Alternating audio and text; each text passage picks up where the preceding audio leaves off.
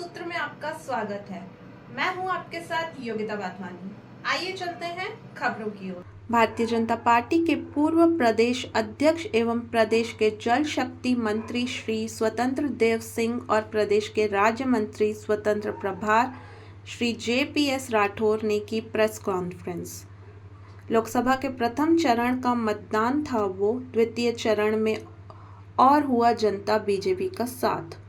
दूसरे चरण की बीजेपी लोकसभा की सभी 8 सीटें जीत रही हैं।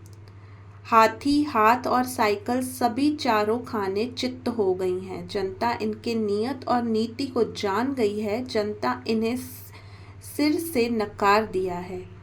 जनता जनार्दन ने विपक्ष की नीति को नकार दिया है। कांग्रेस सपा बसपा मुक्त करने के लिए जनता तैयार।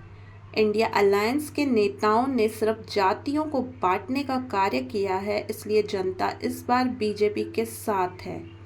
उत्तर प्रदेश की 80 सीटें बीजेपी जीत रही है। 2014-2019 की तरह एक बार फिर कमल खिलेगा। हम 400 सीटें जीतेंगे। जब ये सत्ता में बैठते हैं तो इन्हें कुछ दिखाई नहीं देता। कांग्रेस पूरी तरह खत्म हो चुकी है। जनता इस बार विपक्ष को नकार चुकी है। खबर सूत्र के लिए लखनऊ से खबर सूत्र डेस्क की रिपोर्ट। जनता जनार्दन का प्राप्त हो रहा है। वास्तव में मैं जनता जनार्दन को हृदय से आभार व्यक्त करता हूँ। भाजपा दूसरे चरण के सभी 8 सीटों को भारी अंतर से जीत रही है, क्योंकि गरीब, युवा, अन्नदाता, नारी शक्ति का समर्थन भाजपा के पक्ष में है। भ्रष्टाचार आपत्तिकाई गठबंधन को इस चरण में भी जनता ने नकार दिया और उसके खिलाफ मतदान किया। हाथी हाथ और साइकिल चारों खाने चित हो चुके हैं। सपा और ईडी गठबंधन के झूठे प्रचार को जनता ने नकार दिया। आम चुनाव 2024 के शुरुआत में ही इनके गठबंधन की हवा निकल गई। जनता इनके झूठे वादों और घोषणाओं को जान चुकी है। इनके नेताओं को संदिग्ध नियत और नीति का पर्दाफाश हो चुका है। इस बार चुनाव में जनता ने विपक्ष मुस्लिम तुष्टीकरण की नीति के विरोध में कमल के फूल पर दनादन वोट दिया है, अपना मत स्पष्ट कर दिया है।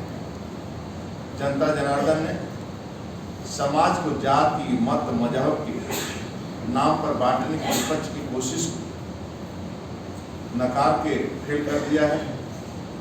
पहले और दूसरे साफ है कि जनता देश के कांग्रेस मुक्त और प्रदेश को सपा मुक्त और बसपा मुक्त करने के लिए ईवीएम में कमलमय कर दिया है।